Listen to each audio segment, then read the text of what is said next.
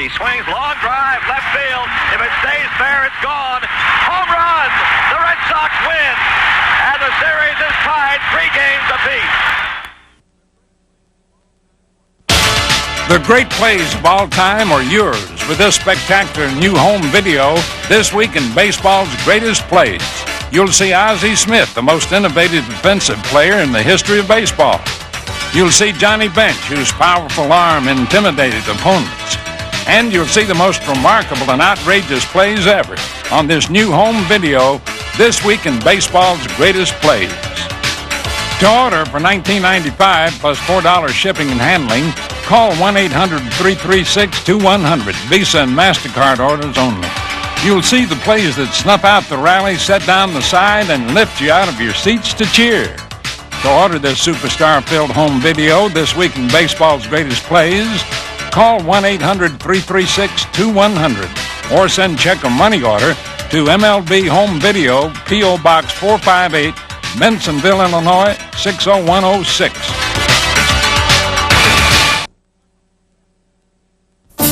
A memorable event has immediately followed the World Series every year since 1943. It's the production of a World Series highlight film, which is commissioned each year by Major League Baseball. In the past, these films have been kind of hard to find, but now a limited number are being made available. The World Series films have an interesting history. They've been in color since 1959, and since 1982, they haven't been on film at all, but videotape productions. Beginning in 1969, they've contained material not seen on television, including, in some films, exclusive interviews, sound from wireless microphones, and camera angles not seen on the TV coverage. Since all the videos being released are of classic World Series, you may have a tough time deciding which ones to watch first. But for right now, get comfortable and relax, because you're about to watch America's premier sporting event, the World Series.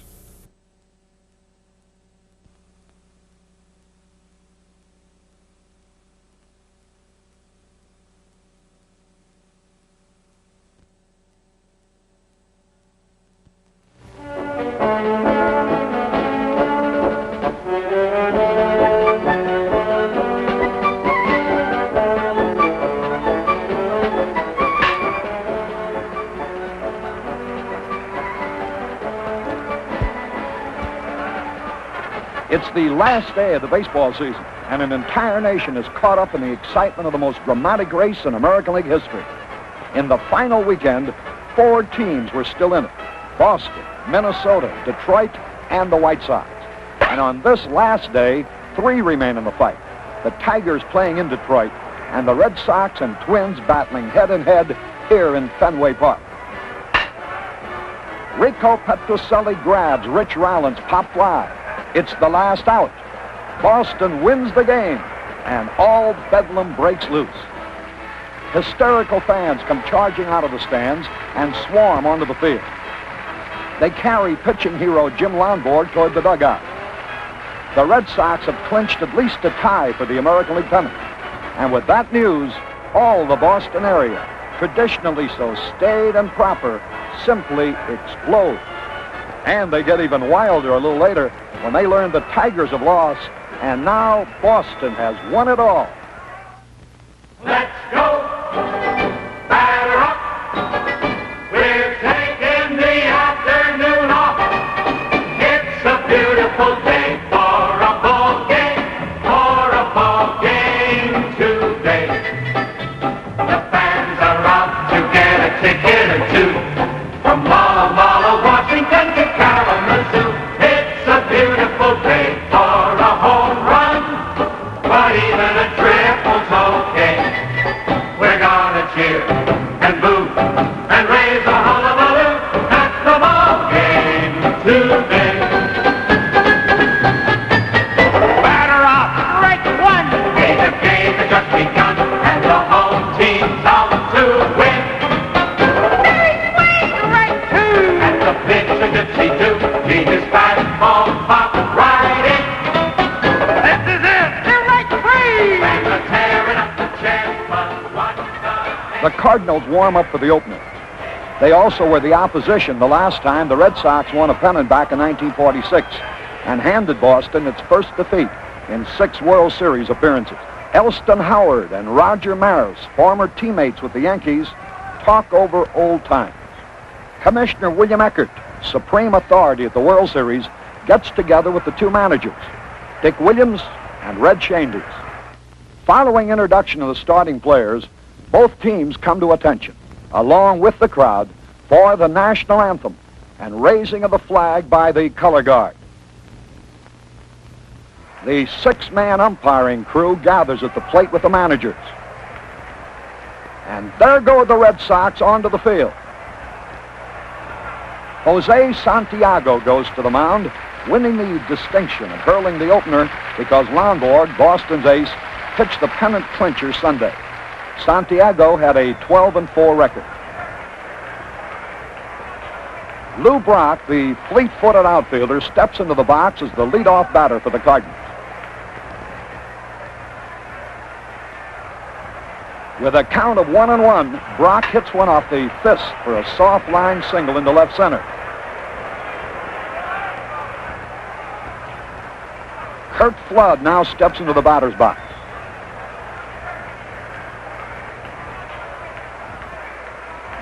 Santiago fires, and there goes Brock. He steals second. After 1 out with 2 on, Orlando Cepeda's at bat. Santiago's in trouble with a 3-2 count on Cepeda, but then Orlando wraps a grounder directly at Dalton Jones, who steps on third base, fires to first, and it's a double play that ends the inning.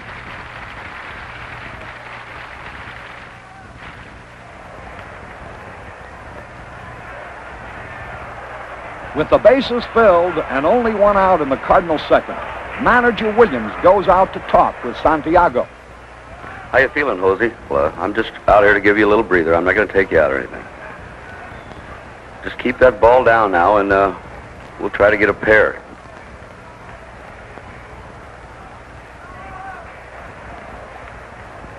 With a 2-0 count, Bob Gibson slaps a bouncer to Jones,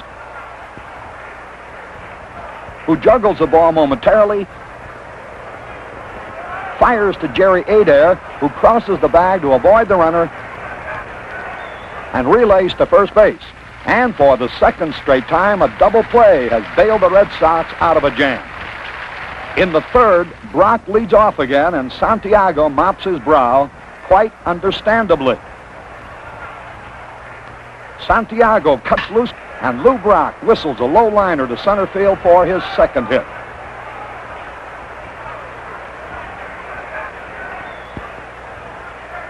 That brings Flood to the plate again, and Santiago is quite conscious of the base-stealing potential of the situation.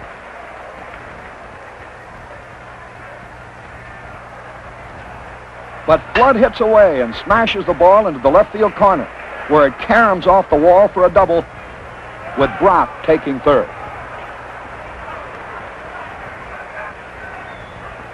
Roger Maris is the next batter.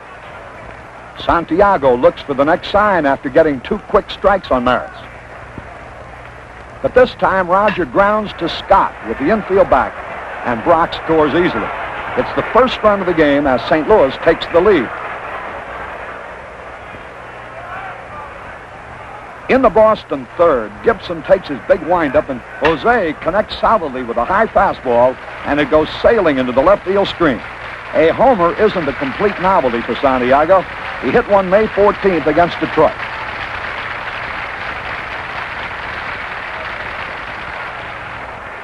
Jose gets a big reception from his mates, with the score now tied.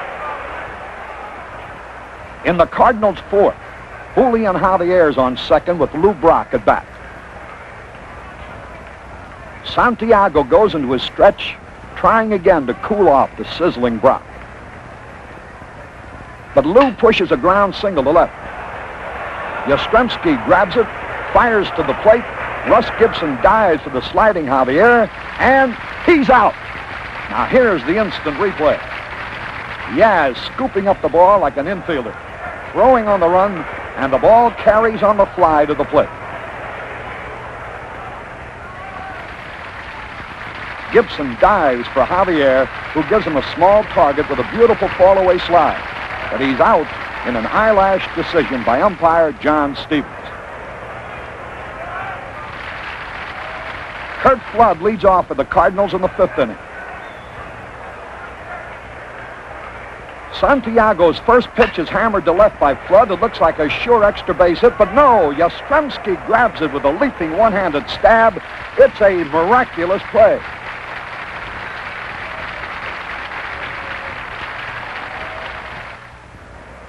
Going into the 7th, Santiago has dueled Gibson to a standstill.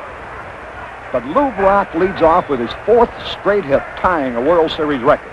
Flood is up now and looking for a sign.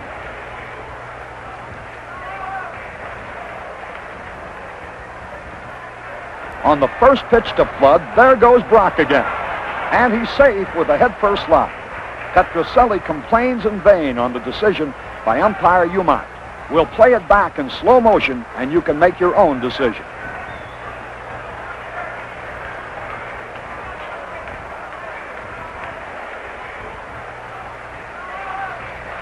Santiago faces Maris with Brock on third, 1 out, and the infield playing in. Santiago pitches, Maris hits towards right field, but Adair makes a spectacular diving stop. He scrambles to his feet, but it's too late to get Brock, who scores.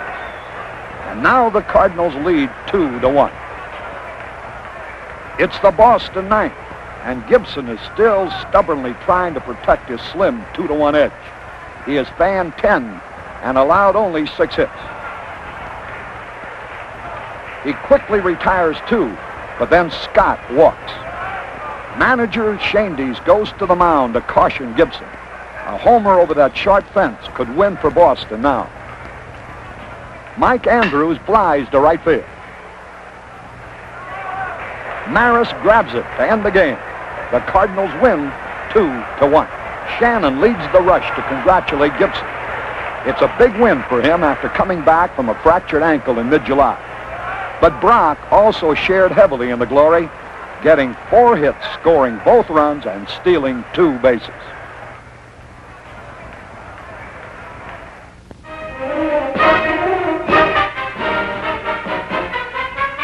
August Busch, the energetic owner of the St. Louis Cardinals, and his daughter arrive early for the second game. Orlando Cepeda, cleanup slugger of the Cardinals, takes some practice swings. Warren Giles, National League president for 16 years, exudes his usual confidence. The Cardinals loosen up with a snappy pregame infield practice. After the umpires review the ground rules, the Red Sox go charging onto the field, eager for a victory that would square the series. Shouldering the biggest responsibility will be Jim Lonborg, who is starting for Boston. The towering 24-year-old 6'5" hurler has been the stopper for the Red Sox all season, winning 22 games and losing only 9. With 2 out in the Cardinals' second, Lonborg shows his stuff, and Shannon strikes out. Dick Hughes, the St. Louis starter, topped the Cardinals staff this year with a 16-6 record. In the Boston second, Adair flies to left. And Brock spears the ball with a high leaping catch. His momentum carries him against the wall before he can stop. Let's rerun the play in slow motion. Brock's leap not only is high, but also far, as if he's doing a broad jump. Carl Yastrzemski opens for the Red Sox in the 4th. He takes a terrific cut at Hughes' first pitch, but misses.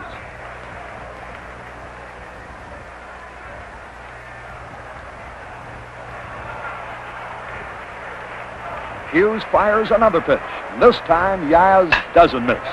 He connects so solidly, everybody in the park knows it's gone.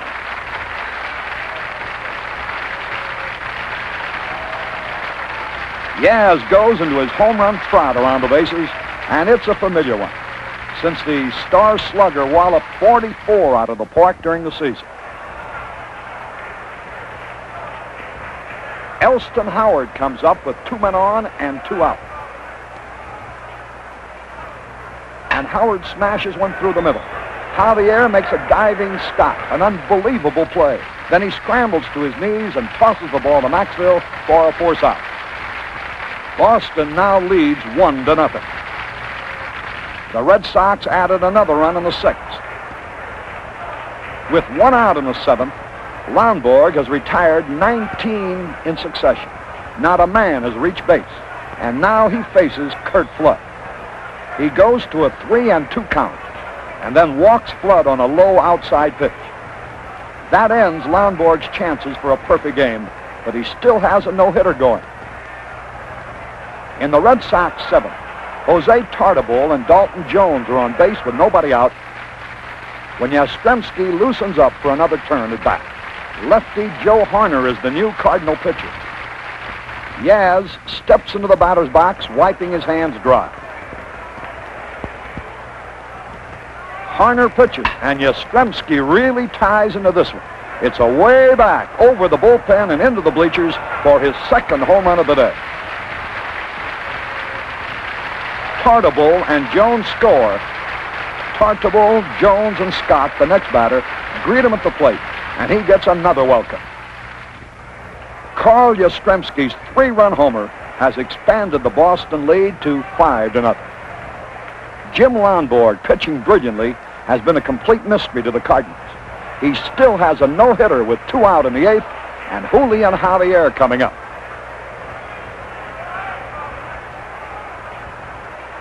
Javier pulls Lonborg's first pitch into the left field corner for a double, and that wrecks the no-hitter.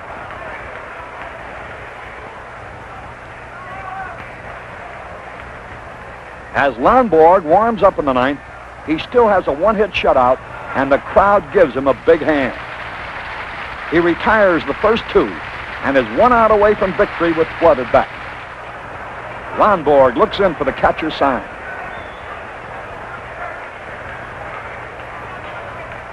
Jim pitches, and Flood lifts a fly to center that Reggie Smith grabs, and Boston wins 5-0.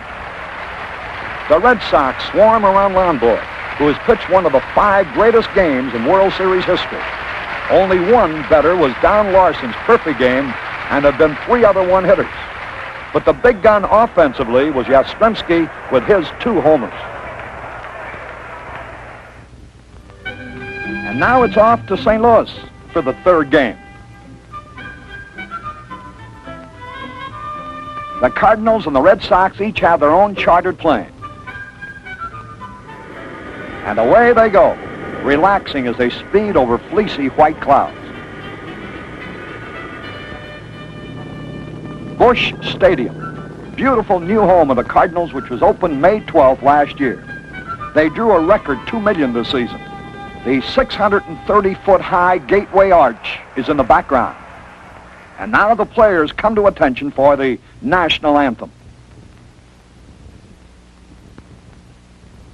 Manager Dick Williams checks the ground rules with the umpires. Nelson Briles, St. Louis pitcher, was 14 wins and 5 losses, becoming a starter after Bob Gibson broke his ankle.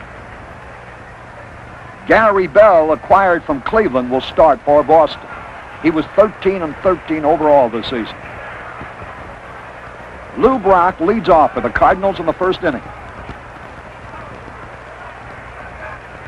Brock meets a curveball perfectly for a line drive, and there goes the St. Louis Swiftie. He loses his helmet as usual before sliding in with a triple.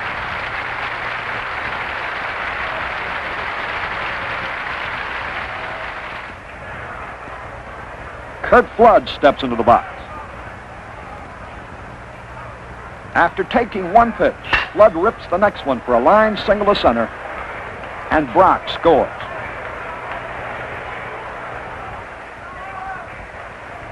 In the Cardinals' 2nd, Tim McCarver opens the inning.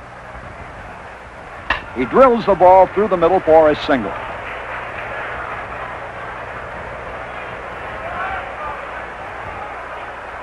Mike Shannon digs in at the plate. Shannon cuts viciously at Bell's first pitch, and there it goes. Yastrzemski starts in pursuit, but it's a home run. Shannon comes trotting around third base while Tim McCarver scores just ahead of him. It's the second World Series homer for Mike, who hit his first against the Yankees in 1964. As Shannon heads for the bench, Cepeda leads the hand-slapping welcome. The Cardinals lead 3-0.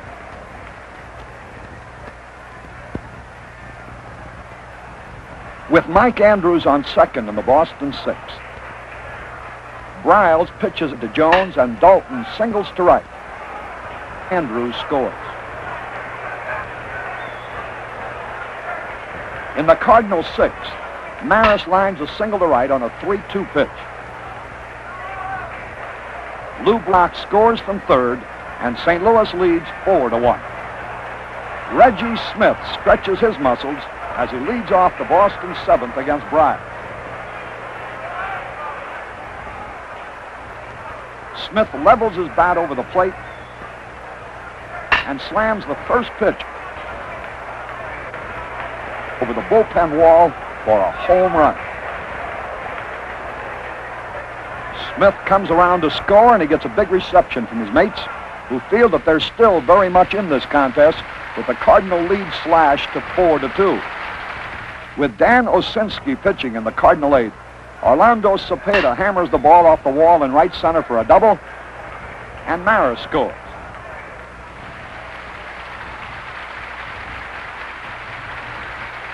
St. Louis now leads 5-2. Nelson Briles quickly retires the first two Red Sox in the ninth, and now he shakes off two signs as he faces Jerry Adair. Briles gets the signal he wants, and Adair pops to Shannon. The Cardinals win and take a 2-1 lead in the series. McCarver and Cepeda lead the charge to congratulate Briles. This was really his 10th straight victory. Briles won 10 out of 12 after becoming a starter and closed the National League season with 9 in a row.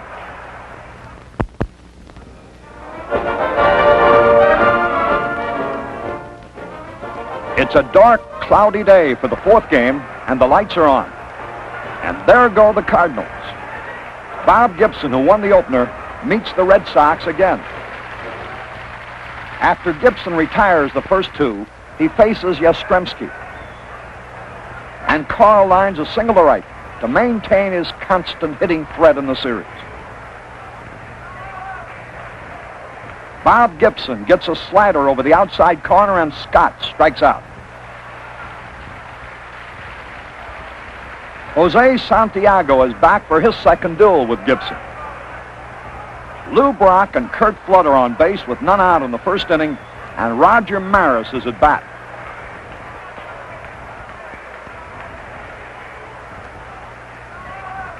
Maris smashes a line drive into the left field corner.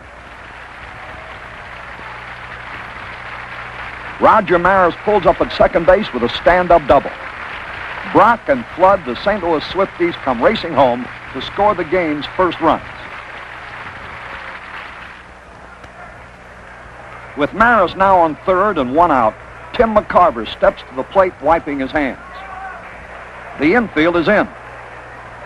With a 2-0 count, McCarver connects with a belt-high fastball and pulls a single into right field. And that sends Maris home with another run. Manager Shane Dees looks over the situation. There are 2 on and 2 out as Maxville comes to bat. Jose Santiago is shaken up, but he keeps firing, and Maxville slashes one past Petrocelli for a single to left. It's the 6th hit off Santiago, and McCarver scores. St. Louis has jumped away to a 4-run lead. With 2 out in the Red Sox second, Rico Petrocelli strikes out on a curveball that's almost in the dirt.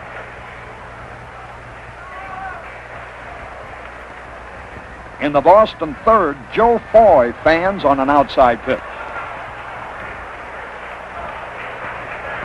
Jerry Stevenson is the Red Sox pitcher in the Cardinals third. 1 run is across with Shannon on first and 1 out when Javier steps to the plate. Stevenson delivers, and Javier smashes the ball past the diving Jones. Yastrzemski runs it down in left field. Yaz cuts loose with a throw, but Shannon scores from first. The Cardinals now lead 6-0. Bob Gibson warms up for the Boston 8th. He's been in complete command so far, allowing only 3 hits with not a runner passing first base. With 2 out, Jose Tartabull, who has 1 of the 3 hits, is at bat. Gibson pitches, and wow, he almost gets sculled as Tartabull's low liner whizzes over his head into center field.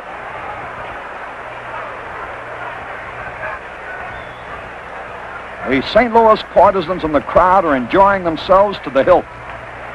Bob Gibson still has a shutout going into the 9th inning as Carl Yastrzemski leads off for Boston. Yaz tears into Gibson's first pitch for a hit to right that bounces off the wall, and he goes into second with a double. Jerry Adair is now at bat with 2 out. Adair smashes the ball through Gibson, but Javier grabs it and throws him out. And St. Louis wins 6-0 to take a 3-1 lead in the series.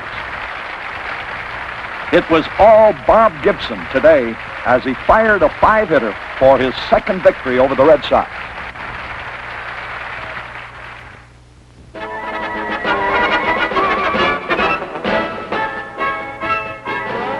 Busch Stadium, bright and beautiful in the sun, is the scene of action as Boston, down 3-1, fights for survival in the series. Red Sox owner Tom Yawkey's on hand early to watch Yastrzemski, his newest pride and joy. Carl has succeeded Ted Williams as the big hero in Boston. Steve Carlton, 14-9 during the season, warms up for St. Louis. He's the first southpaw starter in the series. With Andrews on first base, Foy on second, and 2 out in the 3rd inning, Ken Harrelson comes to bat for Boston.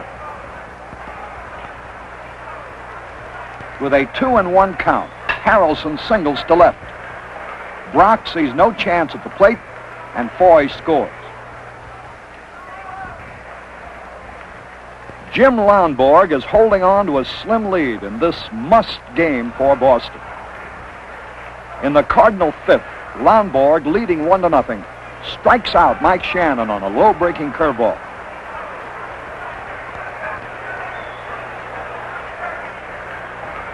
In the Boston 6th, with Ken Harrelson on first base, George Scott smashes a pitch over second. Javier spears the ball backhanded, flips it to Maxville. It's a double play, and what a play. Let's look at it again.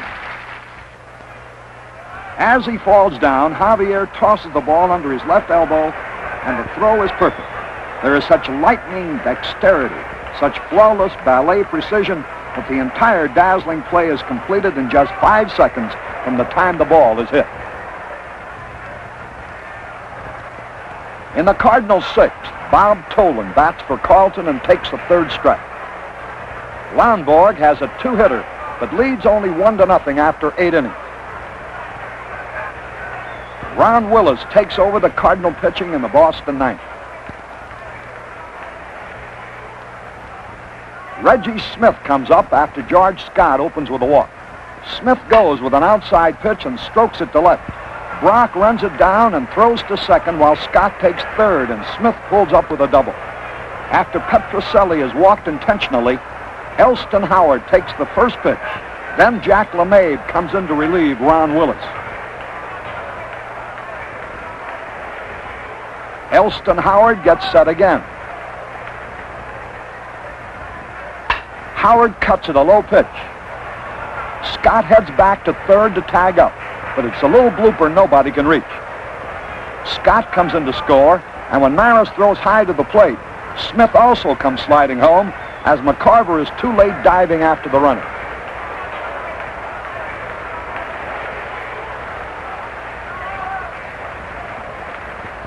Lonborg is on the verge of his 2nd successive shutout. He has 2 out in the 9th with Maris at bat.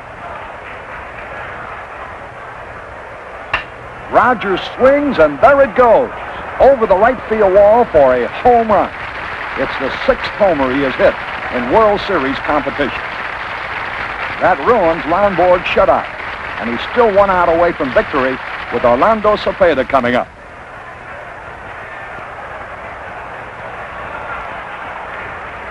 Lombard reaches back for something extra, and Cepeda smashes the ball at Foy, who makes a dazzling stop and throws him out. The Red Sox win 3-1. The amazing Lombard has done it again. In 2 starts, he has allowed only 4 hits, the fewest ever given up by a pitcher in 2 consecutive games in World Series history. And now it's back to Boston for Game 6.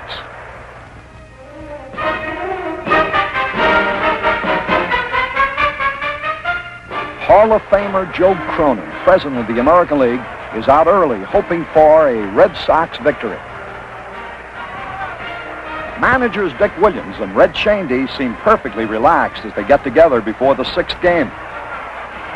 Red Sox publicity director Bill Crowley and general manager Dick O'Connell look over the situation.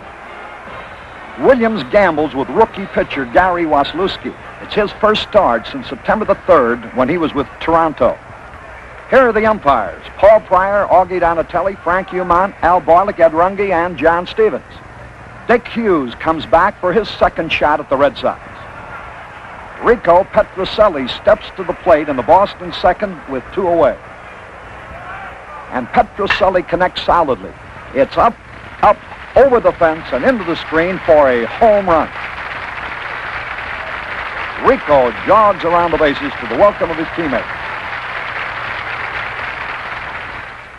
With Javier on 2nd and 2 out in the Cardinals' 3rd, the sizzling Lou Brock again poses a threat. Gary Waslewski pitches, but Brock slashes a grounder toward right. Andrews dives but misses. And Javier scores easily. Waslewski checks Brock and then pitches to Flood, and there goes Lou on another steal. He beats the throw easily. Waslewski pitches, and Flood rifles a low liner to left field for a single. And here comes Brock. He's sliding headfirst safely past catcher Elston Howard.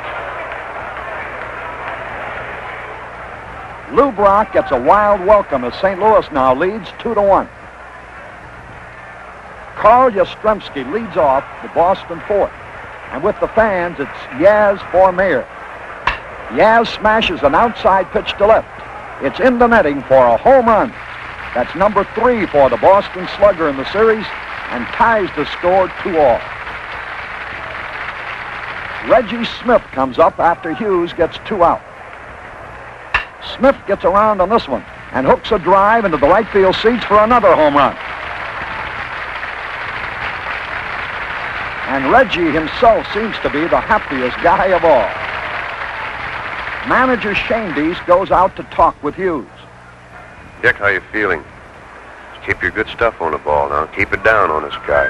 He likes to pull the ball anyway, so keep it away. Go get him now. Rico Petrocelli is back at the plate.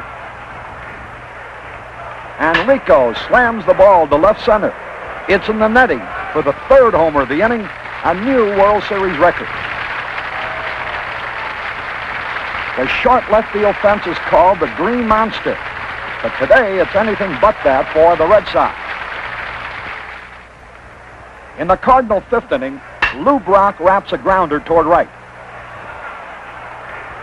Scott makes a fine backhanded play. It takes him several strides to regain his balance and get off a throw to Waslewski, but the flying Brock is out on a great play. Foy grabs Javier's smash in the Cardinals' 6th, and it's close at first base. So close that Javier comes back and argues the decision. With Bob Tolan on first base in the Cardinals' 7th, Brock takes a tremendous cut at a John Wyatt fastball. It might be, it could be, it is. Holy cow, what a blast. Probably 440 feet. stolen, and Brock crossed the plate. And Lou gets the royal treatment again from his mates. Now the game is tied at 4-all. With 2 runs across in the Boston 7th, Larry Jasper relieves Joe Horner. With 2 men on and 1 out, Adair bats for Tartabull. He flies to deep center where Curt Flood hauls it in, and Andrews scores on the sacrifice fly. After Scott singled, Smith comes up with 2 on base. Smith barely meets the ball for a shallow fly ball that 3 Cardinals converge on. Brock races in but misses, and Flood fields it while Yastrzemski scores another run, and the Red Sox now lead 8-4. Gary Bell has the job of protecting this Boston margin in the Cardinal 9th. With 2 already out, Roger Maris hits to left, and Yastrzemski holds it to a single. Orlando Cepeda now faces Gary Bell. A breaking pitch is topped by Cepeda, and Bell moves over to throw him out. Boston wins and forces the series to the limit of 7 games. Bell's relief work wrapped it up, but the big heroes of this clutch victory were Gary Waslewski and Rico Petrocelli. Waslewski, who had pitched only 42 innings for Boston, held the Cardinals at bay into the 6th, and it was Petrocelli who paced the explosive attack with a pair of homers.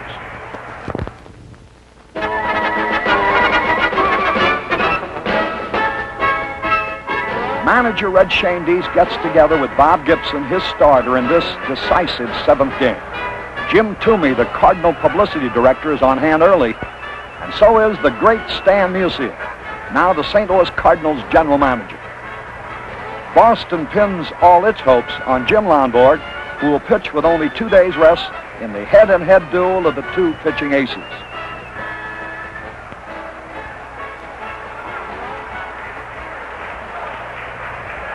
In the Cardinals' 3rd, Dal Maxfield opens with a smash off the center field wall. And Maxfield sprints into 3rd with a triple. After 2 out, Flood is up, with Maxfield still on 3rd. Lonborg pitches, Curt lines a single to center, and Maxfield scores the game's 1st run. On the next pitch, Roger Maris grounds towards 1st, and the ball gets past Scott for a single to right field. And Flood races around to 3rd. With Cepeda at bat, Lonborg breaks a wild pitch into the dirt, and Flood scores.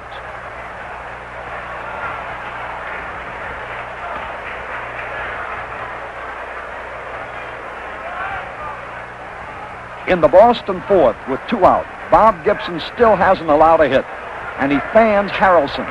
It's his 7th strikeout. Newsmen from all over the country and even from overseas are here for the World Series. With 1 away in the 5th, Gibson hammers a long drive to center. The ball lands on a ledge just to the right of the flagpole. It's a home run. Homers aren't unique for Bob, but this is his 1st in the World Series.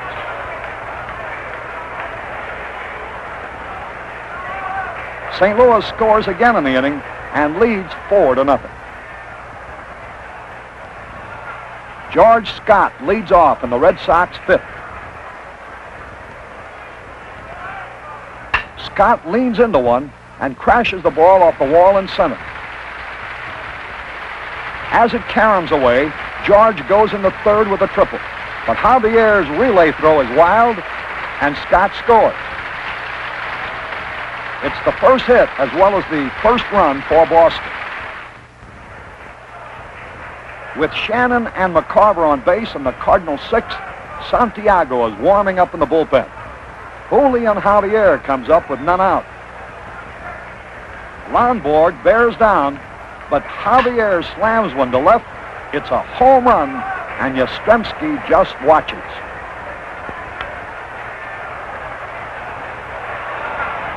It's the 13th home run in the series by both clubs, and this one is a crusher. McCarver and Shannon score ahead of Javier in a joyous parade that gives St. Louis a commanding 7-1 margin. Javier gets a big reception from his mates.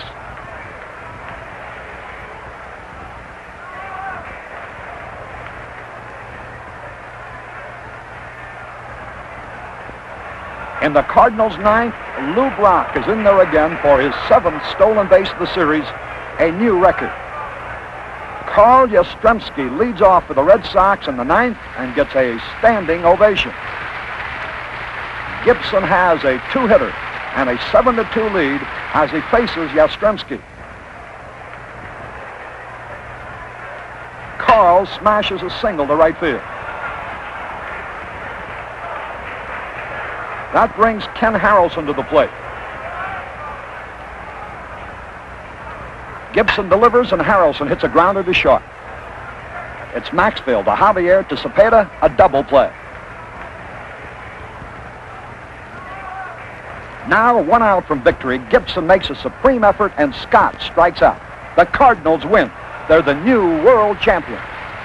And Bob Gibson, with his 3rd victory, has brought them through in the decisive 7th game, even as he did in 1964 against the New York Yankees. It was another spectacular series, with the Red Sox fighting their way back after being down 3-1, with records shattered and glittering heroes on both sides to underline once again that for sheer drama and thrills, the World Series is unmatched anywhere on the sports scene. We're gonna cheer.